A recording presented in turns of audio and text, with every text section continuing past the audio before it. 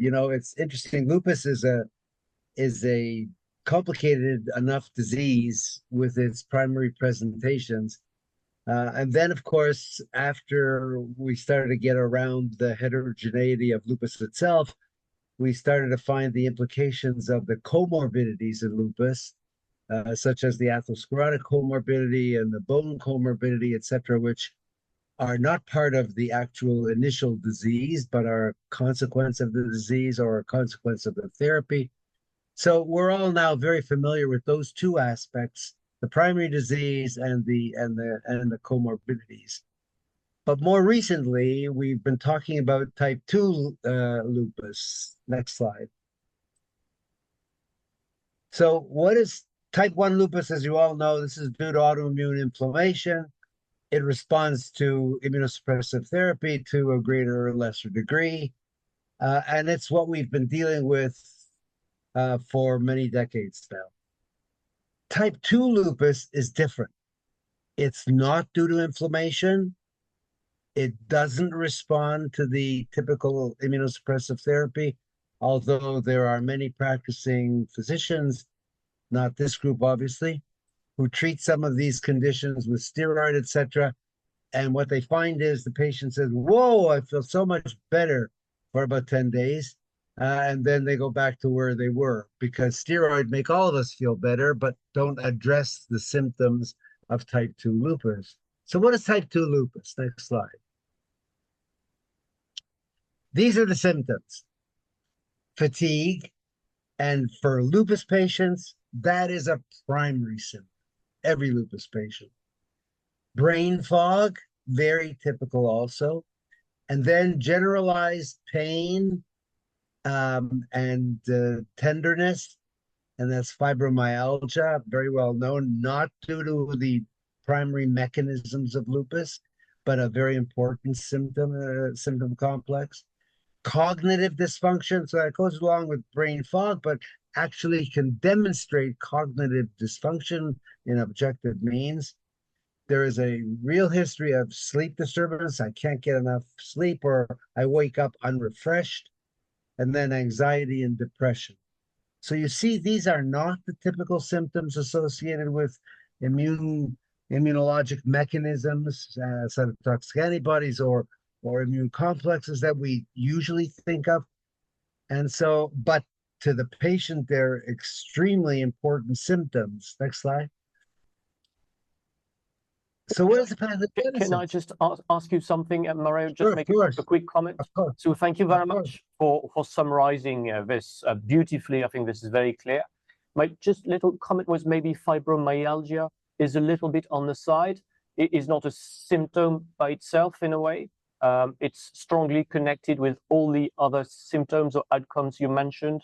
So just in my mind, the symptom, Laurent, that I had listed more in my non-pictorial view was a generalized musculoskeletal pain. That's the symptom. And when you come to evaluate that symptom, you will find that it is persistent. It's not over joints. It's not over specific tendons, but it is associated with specific tender points, right? So that's why it was summarized as fibromyalgia. But you're correct. The presentation for the patient will be generalized pain and stiffness. Thank you. All right, so what's the pathogenesis? These are a group of very diverse symptoms, and they're clearly not the immunologically based mechanisms. So what is the pathogenesis? And I think now that people are actually designated the condition, type 2 lupus is now an accepted nomenclature. We may start to try to better understand the pathogenesis. Type 2 lupus symptoms are very reminiscent of a number of other conditions. Long COVID. Long COVID will complain of many of these things also. Brain fog, sleep disturbance, generalized pain, cognitive dysfunctions, or the chronic fatigue syndrome. will have the same kind of symptoms. And both of those are secondary to, well, I would say secondary to, but follow an infection, either the COVID infection or the Epstein-Barr virus infection. So is this something that happens to people who are receiving a bombardment of immunological insults over a period of time? And then when those insults go away and the immunology is settled down, they're left with this kind of symptom complex? It's not clear. But even if they're left with it, what is the cause? Why has this happened? And so far, there are no very good pathogenic articles or pathogenic mechanisms that have been suggested. And if any of you know them, that it'll be interesting for us to discuss those at the end of this. Next slide. So, are these important symptoms? So here is an SF36 review of about 130 of our patients from our clinic. And this is a classic SF36, but look at what the symptoms of the SF36 are. Pain, okay, but pain doesn't differentiate from inflammatory arthritis from the diffuse pain of fibromyalgia. There is abnormal mental health, role, emotional, social functioning, vitality. What are these symptoms?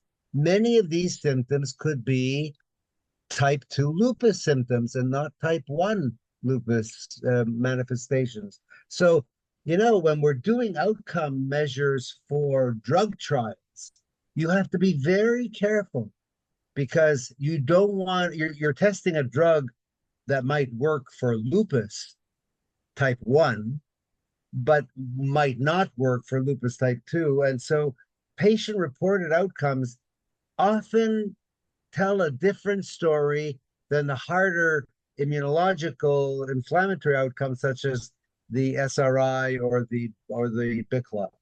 So we have to keep that in mind. Patient-related outcomes may very well be incorporating many of these type 2 symptoms, which won't respond to the same anti-inflammatory mechanisms, anti-immunologic mechanisms that we're using today. Next slide. So this was a very interesting study done a few years ago. Patients were asked, what are the 10 most frequent issues that trouble you? So this is what the patients listed on the left-hand side of the slide. And then this was reviewed in terms of physicians who were seeing patients with lupus and who reported which of these manifestations do they address on a routine basis when examining patients. So if you look at them, you'll see some of the things like skin rash, 100% of the patient, joint pain, 100% of the patients. That's doctors paying attention to them when the patient discusses it. And then you got things like waking up feeling worn out. That's the fatigue or poor sleep thing that we talked about in type 2. 10% of doctors address that. Fatigue, 52% of doctors address that. Reduced ability to maintain an adequate level of performance at work, etc. 52% of physicians address that. So you see, doctors, and I don't say that in a pejorative fashion. It's hard enough looking after patients with lupus, but looking after a symptom like I wake up very tired, when you're worried about how many milligrams of protein are there in the urine, there's a difference, right?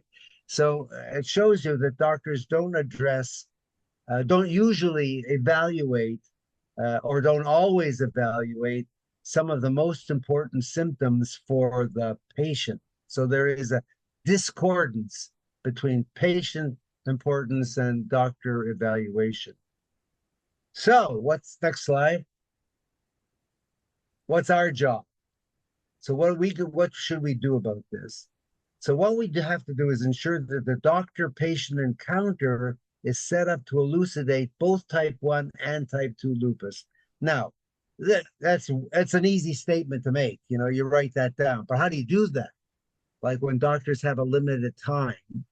And so it may very well be that you have to mobilize other resources to be associated with your lupus clinic, or the time when you're seeing lupus patients, such as a lupus nurse, a social worker, et cetera, because you may not have time to evaluate all those symptoms, which need evaluating, by the way, but hopefully others can do that. So type 2 symptoms could be assessed and addressed. So for instance, lifestyle changes. Well, a social worker might be better, or a lupus nurse could look into what is this patient's life like? Are they trying to do both an economic job and look after children? Are they in charge of looking after elderly parents? Or what is there anything that we can make their life easier to address the fatigue business? The psychologist, the psychiatrist may very well be helpful in the brain fog or cognitive dysfunction. And remember, this is brain fog and cognitive dysfunction, not when the patient's lupus is deemed to be active. This is between flares. Now, obviously, it can occur during a flare as well, but when it's there between flares, you feel frustrated. My anti-DNA is negative, my complements are normal, I don't want to treat this patient, and yet the patient tells you, but I've got this cognitive dysfunction, etc. So this is maybe where you can get help from a psychologist or a psychiatrist. And if it's very significant cognitive dysfunction, you may need a neurology consult. Now, the business of fatigue and poor sleep and generalized pain is very typical of a sleep disturbance. And I think it's very important to have a liaison with a pulmonologist or somebody who's interested in sleep studies, because sleep studies which are abnormal can be treated, and symptoms such as fatigue and brain fog, etc., can be treated by altering the sleep process. So that what you can see is, to help us with type 2, it means mobilizing other specialties that can help us manage those type 2 symptoms. Now, while this is all going on, obviously, mechanisms which lead to this type of syndrome are being investigated for pathogenetically.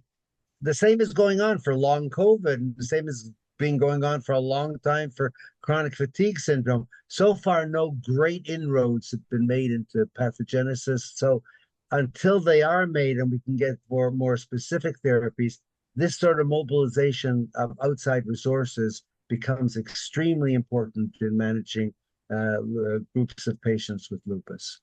So there you are, type 2 lupus. Clearly important to patients, easily delineated, very difficult to manage.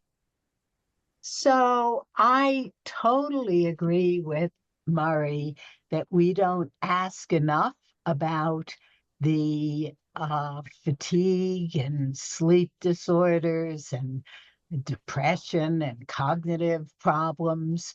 But I would just suggest that I think the jury is still out on whether that is or is not inflammatory, because our own model of neuropsychiatric lupus and other people's models of neuropsychiatric lupus that are characterized by cognitive dysfunction, depression, whatever, all have inflammation. And the only inflammation we ever look for in lupus is vasculitis, is cerebral vasculitis.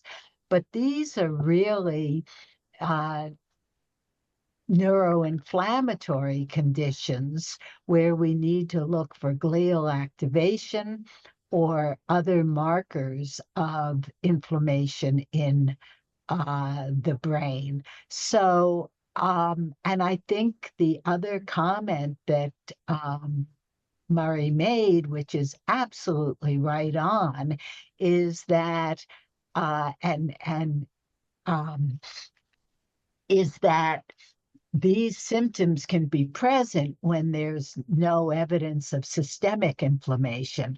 So we, again, just published this in our mouse model, but we also have data in patients who are in long-term drug-free remission, which means they've been in remission for 3 years or more, and clinical remission, and they have been on no drugs during that time, except maybe hydroxychloroquine, that they actually have abnormal FDG PETs, that they have glial activation on PET scan, half of them, this is, and half of them have blood-brain barrier abnormalities. So I think the mechanism for this type 2 symptoms is still an open question. And, maybe it's going to turn out, I would suggest it's going to turn out to be inflammatory, but the treatment may be different than the way we treat systemic inflammation. Couldn't agree more, Betty. But so far, it's still all speculation. It's a wonderful hypothesis that needs investigation. But well, the data in the patients in long-term remission is real. Right, but it's in 50% of them there are abnormalities, and the other 50% there are no abnormalities. So I agree. It begs now further investigation, mainly because for patients this becomes just like the comorbidities. Once a lupus is quiescent, these other things, type 2 lupus or comorbid lupus, become the major issue. Now that our the patients are major living so much issue, longer, even when their kidneys are active, or a major issue, because to lupus patients, these are the most problematic symptoms, as you said. right? And I would just add one caveat to what we said, to what you said, which is that there were no detectable abnormalities, because obviously abnormalities are always defined by our limit of detection with different assays. And we don't do brain biopsies. That you're absolutely right. That's what I meant. No detectable, but there are enough people who are interested in this now that I think over the next number of years we're going to have a much better insight into underlying mechanisms. No question. And that's a good thing. Yeah.